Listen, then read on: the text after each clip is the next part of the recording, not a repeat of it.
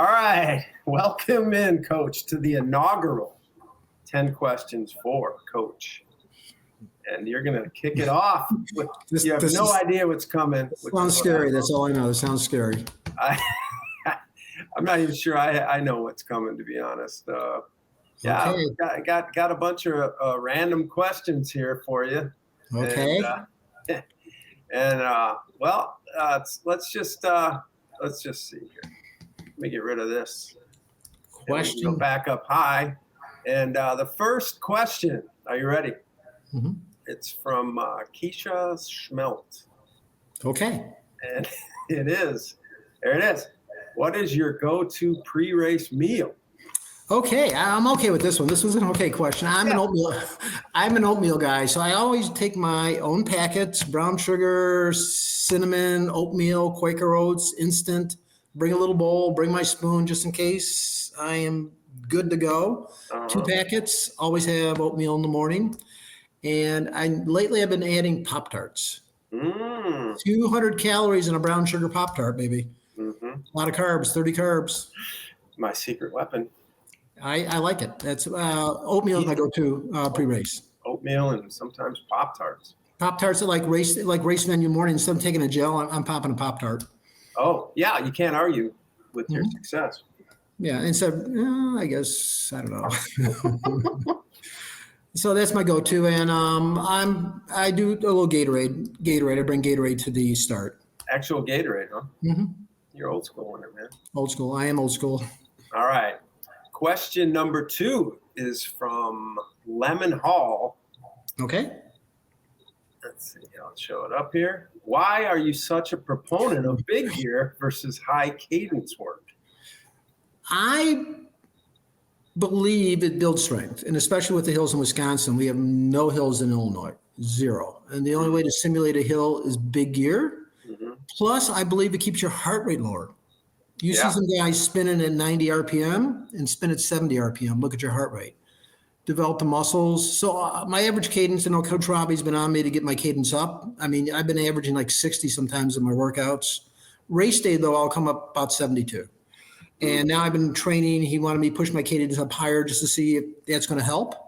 And we've been pushing like 70 average cadence, 72 during workouts. So I'm hoping maybe I get a 75 or so average cadence. I'll see how that flies. I just love the big gear, especially on flat course. It's fun. You just put in that big gear and go, grind it out. Yeah. And it really doesn't affect my run. I've had a little knee issues this year on the run, but in the past, I've been able to run not a problem off the bike with the big gear and low cadence. I mean, I had some really nice runs a while back while doing that. Yeah. Mm-hmm. Yeah. Well, it works for you. It works for me.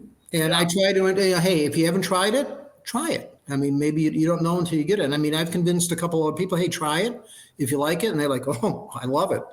Especially on, you just get in that big gear and keep the heart rate low and you build the muscle. Yeah. Which, I mean, let's face it, especially Ironman, long distance, for most people, I think, having good strength and keeping the heart rate down is probably a win. I mean, I still managed to do some very good running coming off the big gear. People always say, if you do the big gear, you can't run. And I'd be happy to take a couple of those runs I have again. Yeah. Well, I mean, I kind of agree with you, man. I mean, I've talked about high cadence, but I think it's something you just work on. So maybe if you're turning your high cadence from 72 to 73 and you're still pushing the same gear, you win it. So, but I'm with you. All right, let's go on to question number 3 from Sam L. Okay.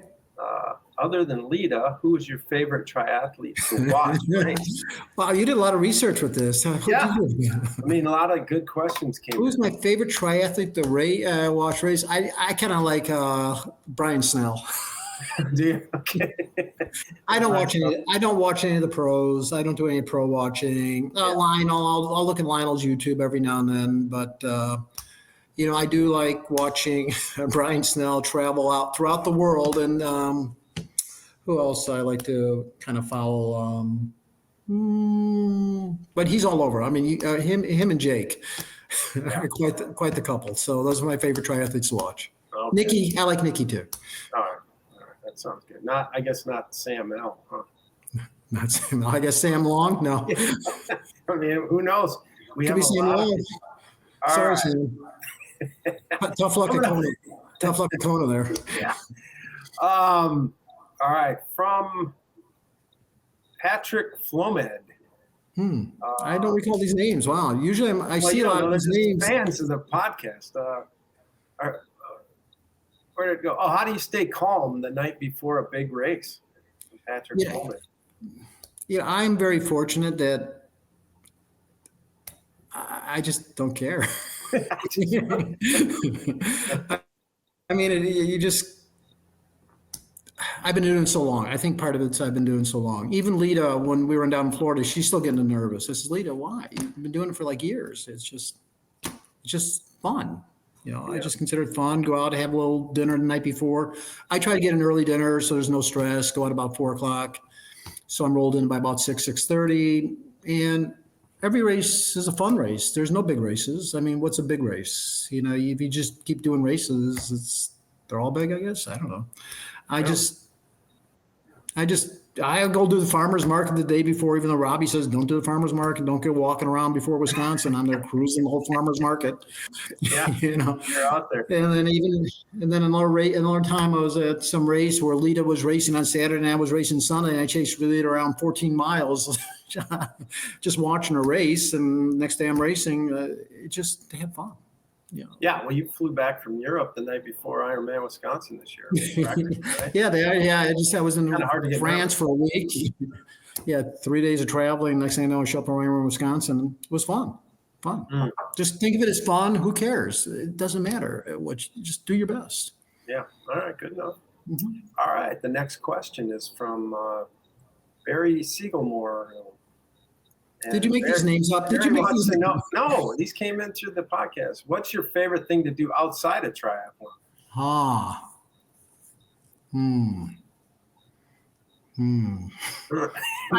Okay, I got it. Drink grasshoppers?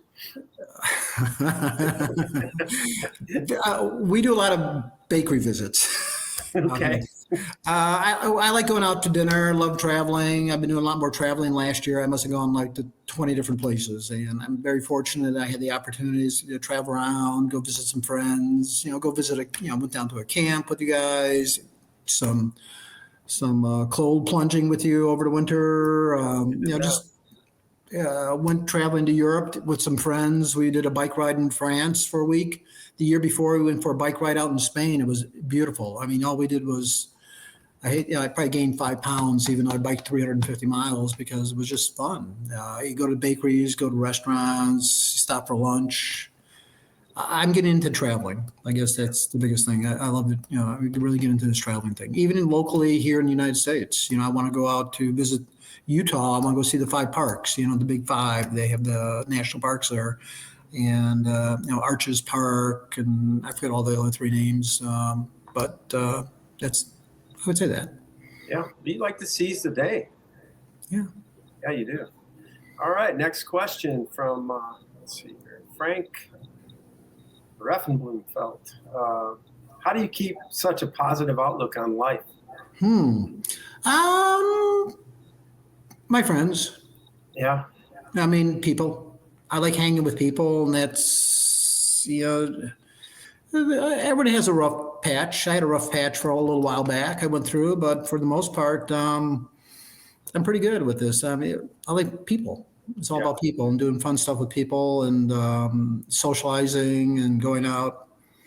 That just helps me with a positive spin. And I like a routine schedule. Like, I know I'm doing this. I'll see those people there, and I enjoy going to races, and some people don't like to race, but I like to go visit my friends. I mean, I see Brian Snell and Jake and all the guys, at races. That's the only time I have the opportunity. So I enjoy just seeing people. Yeah. It's a people thing. Yeah. You're good with people. Have you always been that way? Pretty much so, especially the last 20, 30 years. Other than that, that COVID time, it kind of shut everything down, kind of put a damper on things. But after that, full steam ahead. I mean, that's what it is, just people. Mm-hmm. Full steam ahead, seize the day. That's what you're doing. All right. Next question from Lyle Allen. Lyle wants to know, what's your advice for older triathletes that can't seem to get faster? What is older? I Yeah. mean, I talk to some guys, and when I get in my 50s, I'm like, huh? Yeah. Yeah. My fastest times were my 60s. 62 is my fastest time, 62, 63. I think everyone has the opportunity. It's just how much time you have to train. I mean, it's a function of time. I mean, if you have young kids, it's kind of hard. If you have a demanding job, you do a lot of travel. I did not have a lot of travel at work. I was always at the same job, very routine schedule. Monday, Wednesday, Friday swim, Monday, Wednesday, Friday runs, long run Sunday, bike Tuesday, Thursday, Saturday, repeat. And that's you'll get faster that way. It's just how much consistency you can put in. And then 2 months out from race day, just kind of fine tune that in there. I mean, I still think I don't know if I can do a sub 5. I'm still a ways away. I'm hoping we'll see. We'll see. Yeah. I mean, just give it your all. Just throw it all out there and go with it. You can't get faster where? In the run, the bike, the swim, transition. You work your transitions. A lot of people transitions. Some people take 10-minute transitions. I can take 10 minutes out of somebody's time, 5 minutes here, 5 minutes there, without doing much more than getting quicker through transition, and you're faster. And the swim, once again, it's all technique. If you don't take the time, take a video, check yourself out, see how you're pulling, you're going to do the same thing over and over and over, and you're not going to get faster. The bike, just time, and run is frequency. Gotcha. Really good answers. Yeah, I'm still going, and I'm in the 65, 69 group, and I'm full steam ahead. Yeah, that's a good way to put it. Yeah, I'm not sure how old Lyle is, but maybe we'll find out. All right. Next question from BJ Castleton. What thoughts do you have for someone about to do their first Ironman? My first Ironman was full Ironman was Wisconsin 15. Mm-hmm. And I really didn't have a nutrition plan. I didn't have a really good training plan. I just kind of showed up and enjoyed the day. And, if you train somewhat, and if you're a little consistent, I swim Monday, Wednesday, Friday, run Monday, Wednesday, Friday, bike Tuesday, Thursday, Saturday, do that for a few months. Confidence, just be confident. Anybody can fit. If you've done a half, you can do a full. I keep telling people that if you've done a half Ironman, you can do a full. It may not be your best. It may take you a long time, but more than likely it's not a problem. It's fun. Enjoy the moment and see all the people and meet all your friends. Don't get nervous. It's excitement. It's, take it like, don't have an expectation. I came out of the water in an hour, 50 minutes. Oh my God, my day is over, like you would say. Or, oh, I hit a flat on the bike. Get a flat on the bike. Oh, my day is over. No, you just keep going. You just keep going. And, you just kind of, like you say, you got to learn how to deal with any things that are put in your way and overcome them. And something's going to go wrong on the Ironman day. Either you'll lose a bottle, you'll forget this, forget that. But I remember in 22 or 21, was it 22 when I came out to Wisconsin, kind of decided between the 70.3 and the full. It's like, okay. Yeah. You can do it. You can do it. Just be confident that you can do it. I mean, don't be nervous. I know it's hard. It's easy for me to say. I've been doing this for like 30 years. Before you do your first Ironman, I would do a lot of sprints and Olympics. So that way you're not nervous. You just show up and it's like another race. It's just a little bit longer. Like I've did 24 years before I did an Ironman distance race, 25 years of racing sprints and Olympics before I did my first Ironman. So when I stepped into my first Ironman, it was just another race. I mean, I would say more experience would help. I would try to get 2 or 3 races in before you do that first Ironman. I wouldn't just go out and say, okay, my big race this year is Ironman. That's all I'm going to do. I'd be doing a little half marathon in the spring, a sprint in the fall, or a sprint in early summer, maybe Sharkfest. And then maybe do a half. Maybe like if you're doing Wisconsin, I would do one like 8 weeks out, a half or 2 halves. I did 2 halves typically, just to get into that race mode. So when you get to the full, it's no big deal. So I would recommend doing like a half marathon or something in the spring, do a little sprint to get the action going, and pick a half or 2 half Ironmans, local. They don't have to be Ironman branded. It could be something cheaper. or do Olympic distance just to get into that mode. And when come race day, you're more confident. That's great advice. Thank you. I did have something I wanted to show you that I came across, which I thought was interesting. What was your first Wisconsin? 15. 15. Mass start. Let's see. That was my first fall. Yeah. What happened? Nothing. Okay, I just want to show you something I came across real quick. I thought this was kind of fun. The first Ironman Wisconsin ever was in, 2002? Can you see that? Yeah, I can see it. Mm-hmm. Look at the winner, Chris Lieto. Oh, I remember Chris was Lieto. Yeah. 8:46. Not Pretty bad. fast. That's pretty fast. 49 swim, that's pretty fast. 2009 or 2002. I'm kind of scrolling down there. See if Lubinsky. I know Terry Lubinsky. He does the podcast with the guy from California. No, that's Jim Lubinsky. Oh, it's Jim. Okay, yeah. Maybe it's his brother. It's funny you brought that up because you're not going to believe this. I looked this up and I looked down that list. I said Terry Lubinsky. I played hockey with that guy in college. Oh. I haven't talked to him since, but we were on the fourth line. We never played. We were just trying to pick up hockey and figure it out. And him and I were on that team. And look at that. Wow. Look what he did. Yeah, pretty good bike. 508 bike. That's a pretty solid bike. Yeah. I was looking at that. It must have been it had to be a little different course. I don't know, man. Those are pretty fast bikes. I was looking at the video of it because it was a world qualifier. They were making a big deal of the world qualifier. They have a video for that year. It's pretty interesting. And you can see the bikes and they're all. Hold on a little bit. Maybe I recognize something. Anything else on there? It only has a top. Okay. Yeah. I've been around that long. I mean, I started racing probably 95, 94.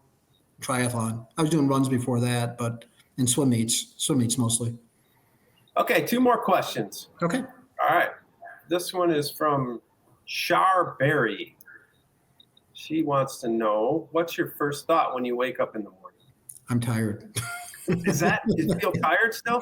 Like, okay, I wake up and like, oh God, what time is it? And do I have to hit the snooze? It's usually like 4 o'clock though, right? Yeah, I usually start first thing I wake up in the morning. We have my friend Billy. He starts at 5 in the pool, and me and Lita kind of swim with Billy, and we kind of like, okay, 5 o'clock. Okay, 5 o'clock. Even though we have nothing going on, it's kind of rough. And I help coach a bike studio, so that's once again another 5 o'clocker, get her upper. And the first thing in the morning, I'm like, okay.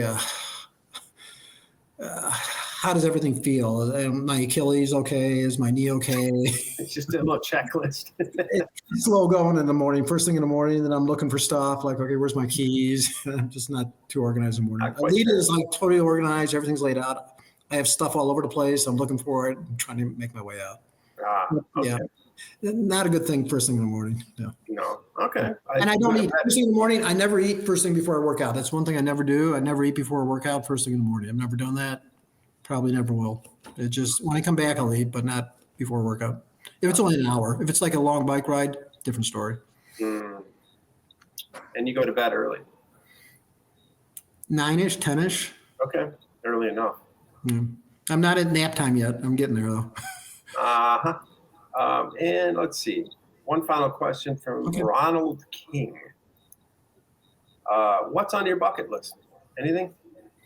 Yeah, I mean, actually, I'm going to go talk to somebody about all this stuff this Wednesday. I'm going to go over some lists, things to do next year. And a 14K mountain. Is that called 14er? A 14er. 14K? 14,000 feet of elevation. Oh, okay. 14, I think it's 14, I forget, 14er, I think they call them. There's a lot of them in Colorado. What else is on my bucket list? Oh, rim to rim. Not rim to rim to rim. I just want to do a one rim to rim. In the Grand Canyon, go from one rim to the other rim. It's all self-supported. That's on my bucket list. Maybe do an Ironman out of the country. That's something different I've never done. I've done a half out of the country, but never a full. And what else? We may go out and just what else on my bucket list? I don't know.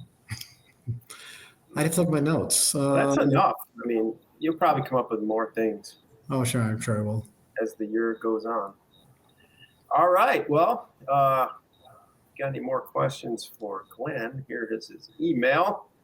Now, where did you find these people polling for questions? Well, I just put it out there into the internet. I didn't see it. Usually I should see stuff like that. Yeah, I know. I don't know how you missed it. I just put it out and got some good questions. They're, reasonable questions. No, they're all great. They were all great questions. All very good questions. I'll make sure maybe some of these people will get a hold of you and say thanks. Yeah, I mean, I enjoy it. I coach a few here, and I'm not a big coach where we have hundreds of athletes. I like to keep like about 20 athletes is plenty, and that way it's a lot easier for me just to keep focus on the ones I have and just see what's going on.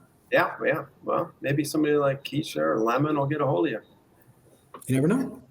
Well, if you have a question, I'm happy to answer anyone's questions. I do a lot of stuff for my people. I shoot some video all the time, give it to people and check it out. Like, oh my God, is that what I look like? And I'm a big swimmer. I'm a big swimmer. I love swimming, and that's my thing. And all this other stuff's kind of just being joined on.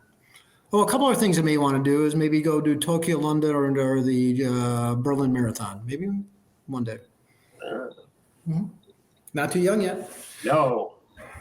No, I think you do very well at all those things, I'm sure. Yeah, I haven't done a straight up marathon in a while, so maybe I could go back to that. Be my guest, dude. You can have all those marathons. Okay. All right, buddy. Well, I hope to see you soon. And okay. Yeah, I'll see you. I don't know where I'm going to see you. Maybe cold plunging this year. Yeah, I hope so. Come on up. January, huh? Okay. Fair enough. Sounds good. Say hi to Emily. All right, buddy. I'll see you later, man. Okay, bye. Bye.